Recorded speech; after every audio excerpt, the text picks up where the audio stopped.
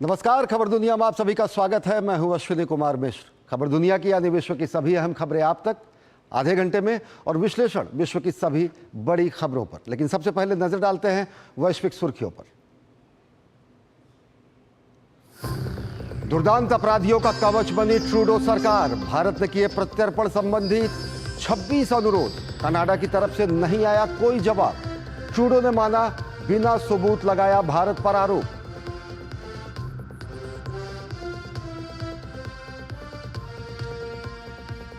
Israeli हमले में Hamas प्रमुख याह्या सिनवार के मारे जाने की आशंका।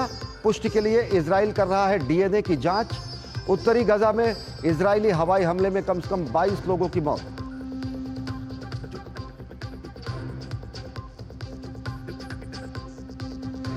बांग्लादेश की पूर्व प्रधानमंत्री शेख हसीना की बढ़ सकती हैं मुश्किलें। हसीना समेत 45 अन्य के खिलाफ गिरफ्तारी का वारंट जारी। एक विशेष अदालत ने 18 नवंबर से पहले पेश करने का दिया आदेश।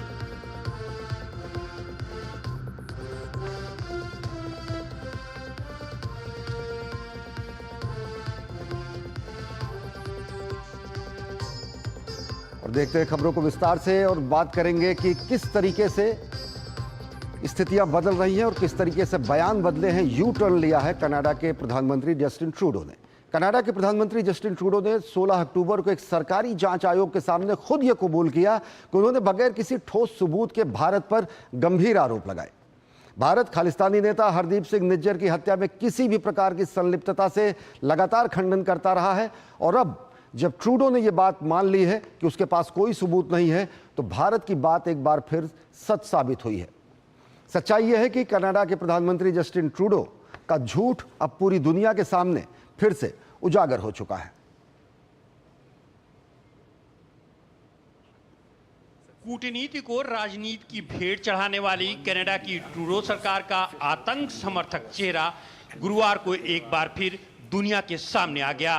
भारत ने तथ्यों के साथ बताया कि किस प्रकार ट्रूडो सरकार ने आतंकियों और अलगाववादियों को बचाने के लिए ढाल का काम किया।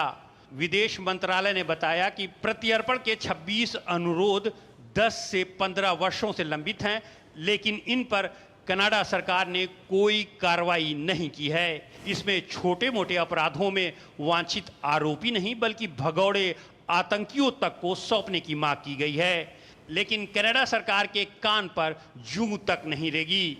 भारत ने लॉरेंस बिश्नोई गैंग का नाम लेकर आरोप लगाने के कनाडा सरकार के आरोपों की भी धज्जियां उड़ाकर रख दी। भारत ने बताया कि जिन अपराधियों के प्रत्यर्पण की भारत मांग करता रहा है उसमें लॉरेंस बिश्नोई गैंग के अपराधी भी शामिल हैं। ट्रूडो सरकार ने एक ओर तो अपने राजनीतिक हितों को ध्यान में रखते हुए इनका प्रत्यर्पण नहीं किया, वहीं उल्टा भारत को बदनाम करने के लिए इसी गैंग का नाम लेकर बेतुके आरोप लगाने शुरू कर दिए। भारत ने कनाडा के प्रधानमंत्री की एक आयोग के सामने गवाही को विशेष रूप से रेखांकित किया, जो ट्रूडो सरकार की पूरी राजनीति की कलई खोलती है। इस बयान में ट्रूडो ने खुद माना कि उनकी सरकार ने भारत के सामने कोई सबूत पेश नहीं किया बल्कि मात्र खुफिया जानकारी का ही हवाला दिया था।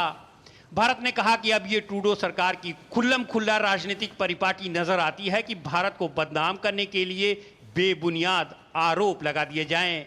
भारत ने कुछ भारतीयों को निशाना बनाए जाने की हाल की घटनाओं पर चिंता जताई और कहा कि इन वारदातों से स्पष्ट है कि कनाडा में भारतीय समुदाय को परेशान करने के लिए माहौल तैयार किया जा रहा है।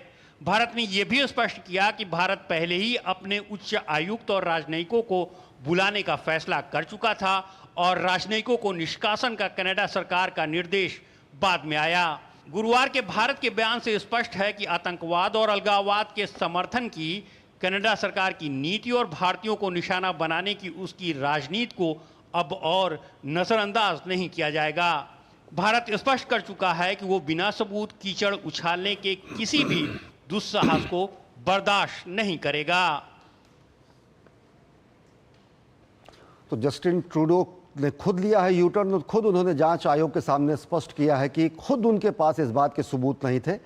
क्या है इस पूरे प्रकरण के पीछे मंशा कनाडा की और किस तरीके से खुद ट्रूडो एक असमंजस की स्थिति में नहीं, एक बेहद ऐसी स्थिति में पहुंच गए हैं कि जब पार्टी के अंदर ही उनका विरोध हो रहा है इस विषय पर हमसे जानकारी विश्लेषण करने के लिए हमारे साथ जुड़ चुके हैं अरविंद गुप्ता जी, जो कि पूर्व डिप्टी एनएसए और निदेशक हैं विवेकानंद इंटरनेशनल फाउंडेशन के। बहुत बहुत स्वागत अरविंद गुप्ता जी।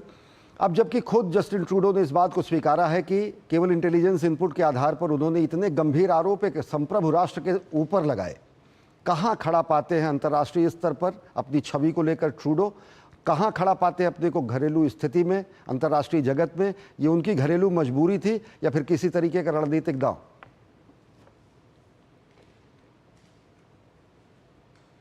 प्रकार के बयान उन्होंने दिए हैं और ये तो उनकी अपरिपक्वता ही कही जाएगी। मुझे नहीं लगता कि उनकी छवि इंटरनेशनली और डोमेस्टिकली भीतर उनके अपने ही देश में कोई खासी अच्छी है। ये एक pure politics, internal domestic politics के मुद्दे हैं और उनकी सरकार जो है वो अभी खतरे में है। उनको नवंबर में उनके पार्टी के, लिबरल पार्टी के कुछ एमपीज भी काफ़ी उनके खिलाफ हैं। तो ये एक ध्यान हटाने की एक कोशिश है कि एक भारत को निशाना बनाया जाए और उस मुद्दे को उछाला जाए, लेकिन इस प्रयास में वो सफल होते नहीं दिखते और अपनी छवि और हास्यास्पद सी उन्होंने बना लिया। अरविंद जी, एक बात स्पष्ट तरीके से भारत ने कहा कि तकरीबन 15 वर्षों से 26 से ज़्यादा प्रत्यर्पण के मामले लंबित हैं। ऐसे लोगों के भी मामले लंबित हैं जिनको कहीं ना कहीं, जिन पर आरोप लगाने की कोशिश ट्रूडो सरकार ने की, उस गैंग से भी संबंधित लोग उसमें हैं, लेकिन किसी तरीके की कोई कार्रवाई करने की जगह केवल अनर्गल प्रलाप। ये स्थितियां कहां खड़ी करती हैं तब, जबकि ट्रूडो कहीं ना कहीं भारत के प्रति अपने रवैये को लेकर भी इस तरीके से माने जाते हैं कि वो अनर्गल प्रलाप करते रहते हैं। जैसे मैंने कहा कि ये डोमेस्टिक पॉलिटिक्स का एक हिस्सा है और वो जो कुछ समुदाय हैं, भारतीय डायस्पोरा के समुदाय जो हैं, जो कि एक खालिस्तानी आइडियोलॉजी से प्रभावित हैं और उनकी एक बड़ी लंबी एक पॉलिटिक्स रही है, वो इनको सपोर्ट करते हैं और ये उनकी सपोर्ट पर निर्भर करते हैं। और कुछ इलाके कनाडा के ऐसे हैं जहाँ की वो डायस्पोरा काफ़ी मजबूत स्थिति में है और वहाँ पे काफ़ी सीटें आती हैं टोरंटो और वैंकूवर एरिया में, और ये लोग वहाँ की पॉलिटिक्स से प्रभावित हैं। तो ये कहना बड़ा उनके लिए एक राजनीतिक डोमेस्टिक पॉलिटिकल इशू है और ये तो मुझे ख्याल इससे निजात तभी होगा अगर वहाँ की नए इलेक्शन होंगे, उसके क्या नतीजे निकलते हैं, किस प्रकार से समीकरण बैठते हैं। लेकिन जो कि कनाडा के मीडिया वगैरह में आप देखें कमेंट्रीज, मुझे तो लगता है कि इस समय इनकी ज़्यादा मशहूर नहीं है और इनको इसका खामियाजा भुगतना पड़ेगा। अगर देखें तो 20 से 30 लिबरल सांसदों ने ट्रूडो के खिलाफ साफ तरीके से पार्टी के अंदर स्वर उठाए हैं। स्थितियां यह है कि आने वाले जो हफ्ते हैं वो किस तरीके से देखते हैं? घरेलू राजनीतिक दबाव तो है ही है, पार्टी के अंदर भी खुले तौर से स्पष्ट विरोध के स्वर उठे। जी हाँ, वही मैंने कहा कि ये बिल्कुल एक विशुद्ध आंतरिक मामला है इनका और हमें तो एक देखना पड़ेगा कि इनकी आंतरिक पॉलिटिक्स जो है वो इंटरनल पॉलिटिक्स की तरफ ले जाती है।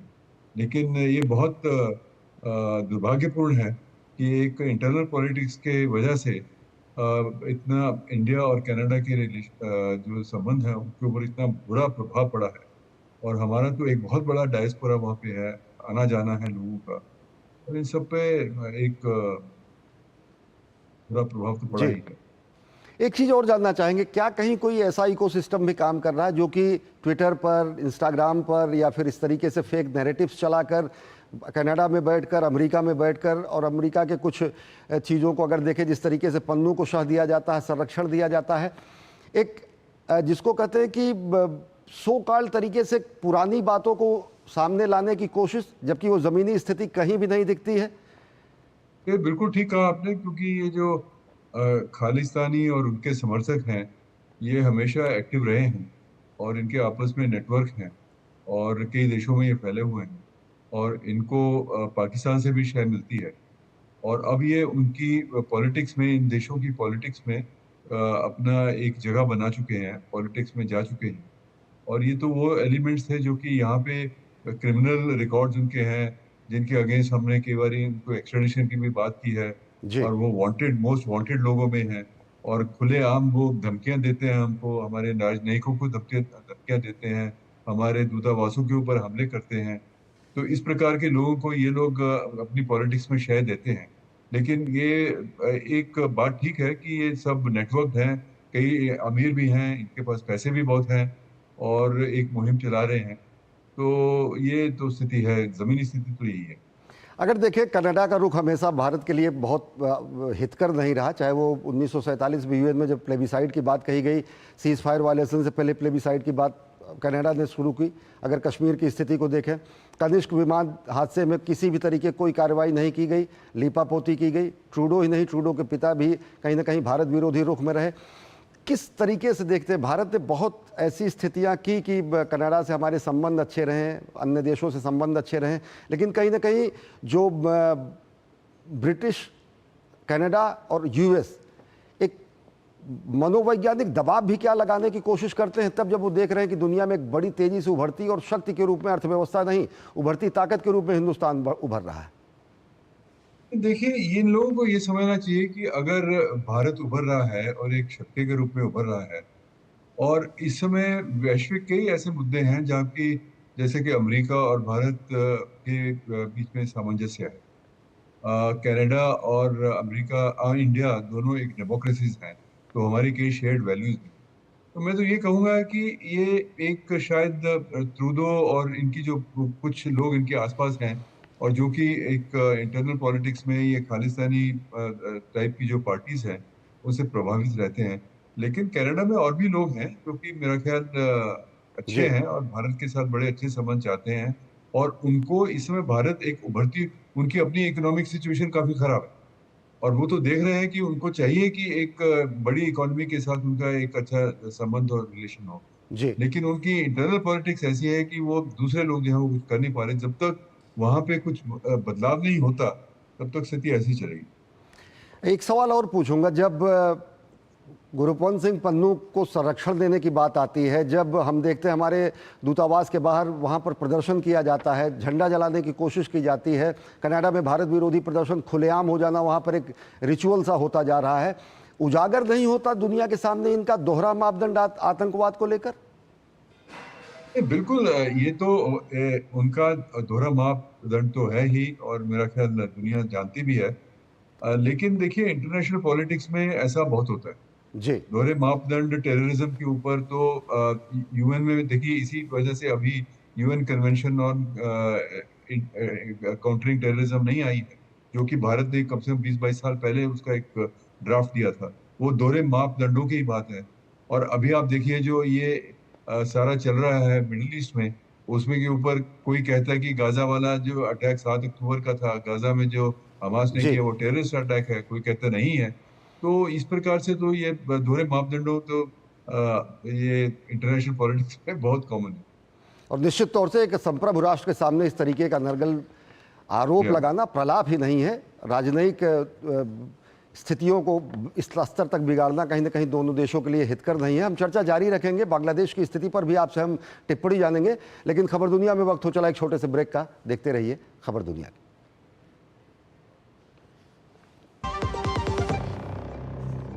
सारी छुर्रियां भर देती हैं, दीवार हमवार कर देती हैं। तो पुट्टी भर ले, हाँ पुट्टी भर ले। वंडर वॉल पुट्टी दे एक परफेक्ट फिनिश।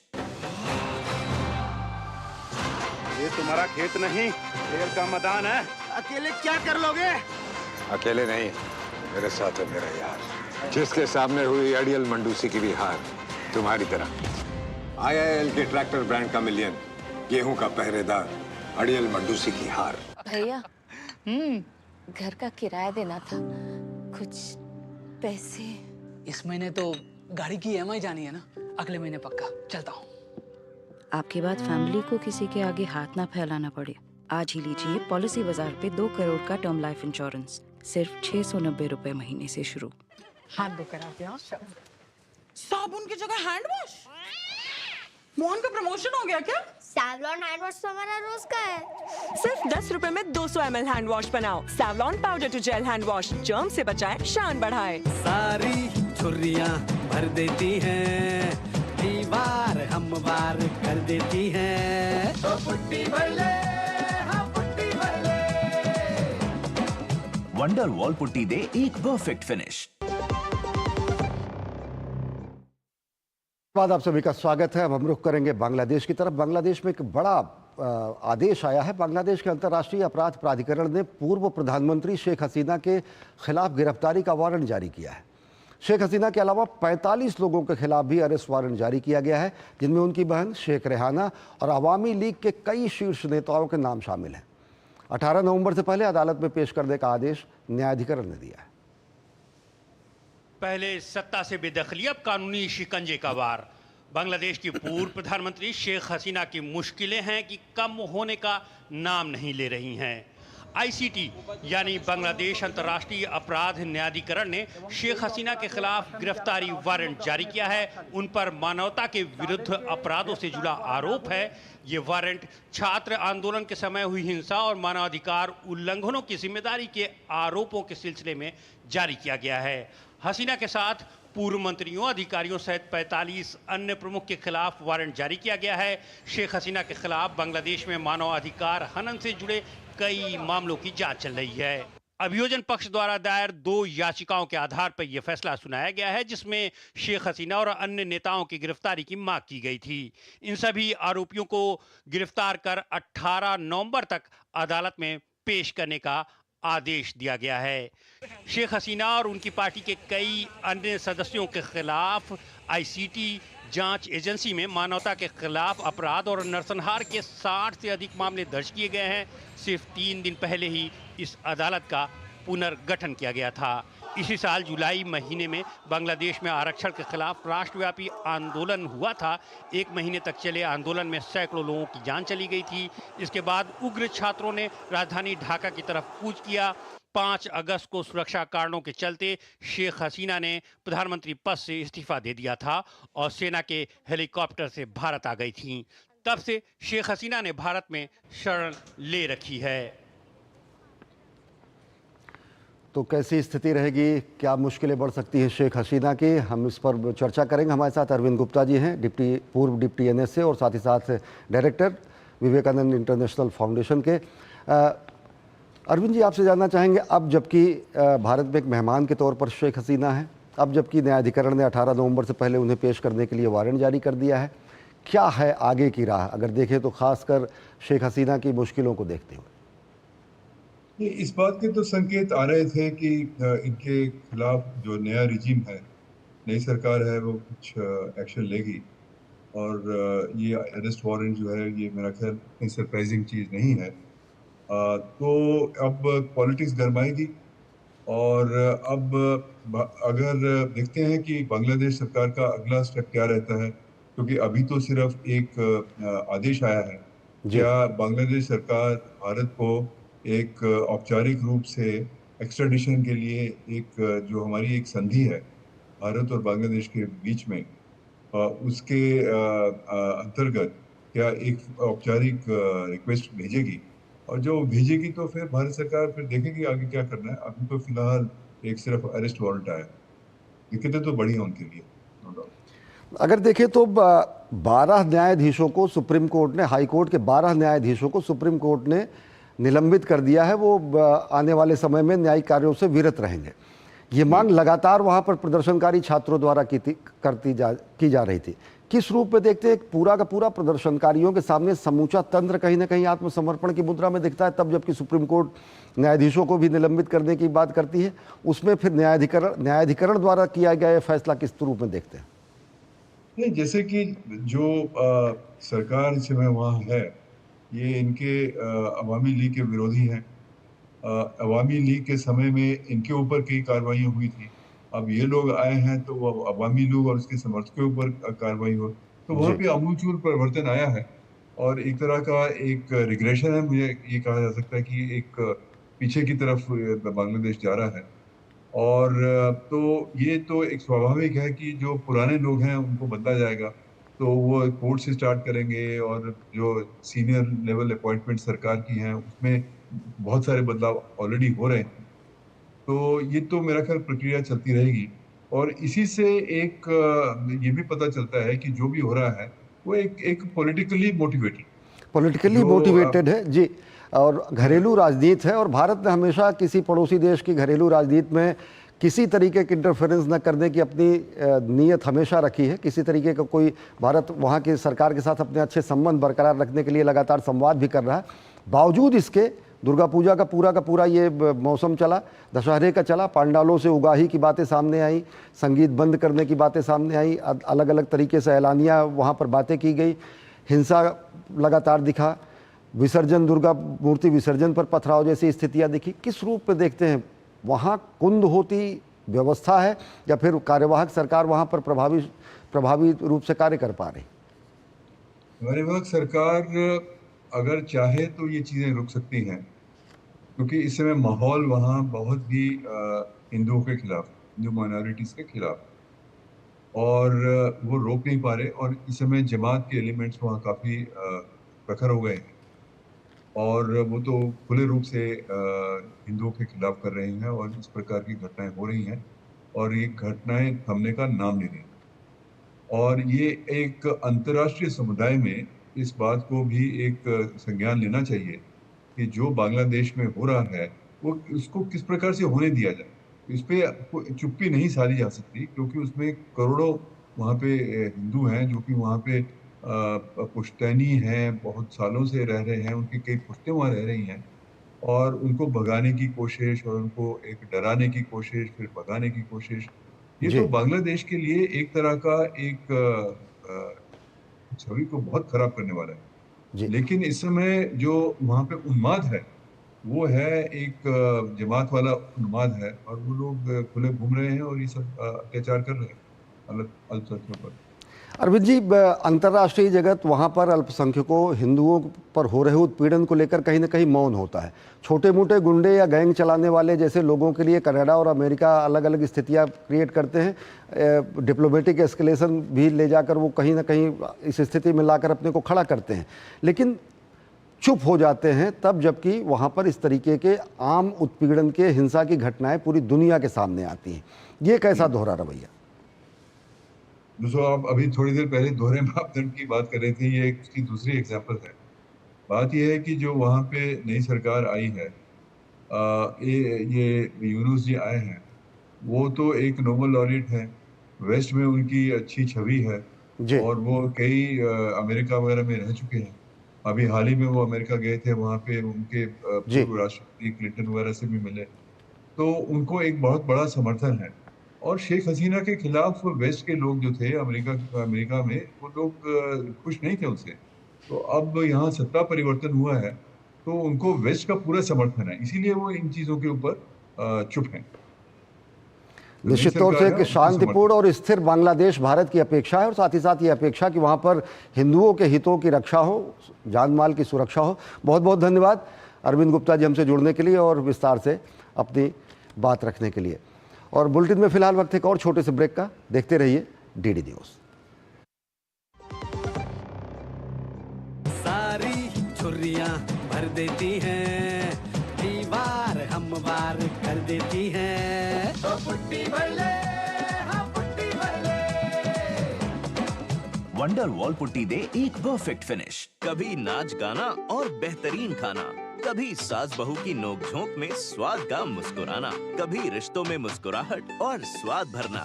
असली मसालों का उपहार MDH बनाए खास हर त्योहार, क्योंकि हर रिश्ता है स्वाद से जुड़ा।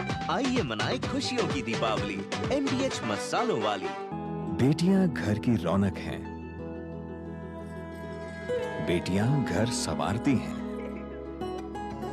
बेटियां पीढ़ियां सजाती हैं, बेटियां घर की बुनियाद कहलाती हैं। बेटियों को सलाम करता है मोंगिया स्टील, स्टील का बादशाह। सारी छुर्रियां भर देती हैं, दीवार हम वार कर देती हैं। तो पुट्टी भर ले, हाँ पुट्टी भर ले। वंडर वॉल पुट्टी दे एक परफेक्ट फिनिश। और ब्रेक के बाद आप सभी का स्वागत है। वक्त हो चला आपसे विदा लेने का, लेकिन जाते जाते आपको छोड़ जाते हैं विश्व भर की कुछ अहम खबरों के साथ। देखते रहिए डीडी न्यूज़। नमस्कार। इजरायली हमले में हमास चीफ याह्या सिनवार के मारे जाने की आशंका जाहिर की जा रही है। आईडीएफ ने इस अभियान में 3 आतंकवादियों को मार गिराने का दावा किया है। हालांकि इजरायली सेना पहचान करने में जुटी हुई है कि हमले में मारा गया आतंकी सिनवार है या नहीं। हिजबुल्लाह के खिलाफ आईडीएफ का अभियान जारी है। दक्षिणी लेबनान में सेना ने हिजबुल्लाह के दर्जनों आतंकियों सहित एक बटालियन कमांडर हुसैन मोहम्मद अवाडा को मार गिराने का दावा किया है। इजराइल ने ईरान समर्थित हिजबुल्लाह के 150 से अधिक ठिकानों को निशाना बनाया है। उत्तर कोरिया ने हाल में संशोधित किए गए अपने संविधान में दक्षिण कोरिया को पहली बार शत्रु राष्ट्र के रूप में परिभाषित किया है। उत्तर कोरिया ने इस बात की पुष्टि की है। उत्तर कोरिया की संसद ने देश के संविधान में परिवर्तन करने के लिए पिछले सप्ताह 2 दिन तक बैठक की थी। संयुक्त राष्ट्र की रिपोर्ट से पता चला है कि दुनिया भर में 1 अरब से अधिक लोग अत्यधिक गरीबी में जी रहे हैं। मशहूर पॉप बैंड वन डायरेक्शन के सदस्य गायक लियाम पेन की अर्जेंटीना की राजधानी ब्यूनस आयर्स में मौत हो गई। लियाम पेन की मौत होटल के कमरे की 3री मंजिल की बालकनी से गिरने के बाद हुई। लियाम की मौत पर ब्रिटेन की संसद ने श्रद्धांजलि दी।